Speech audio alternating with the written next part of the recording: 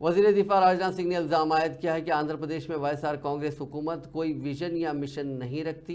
BJP कारकुनों को विजयवाड़ा में मुखातिब करते हुए उन्होंने कहा कि रियासत में रेत माफिया, कांकनी माफिया और शराब माफिया हुक्मरानी कर रहे हैं। उन्होंने इस एतमाद का इजहार किया कि आंध्र प्रदेश में बीजेपी इख्तिदार पर आएगी और वो रियासत में लोकसभा की ज़्यादा से ज़्यादा सीटों पर कामयाबी हासिल करेगी।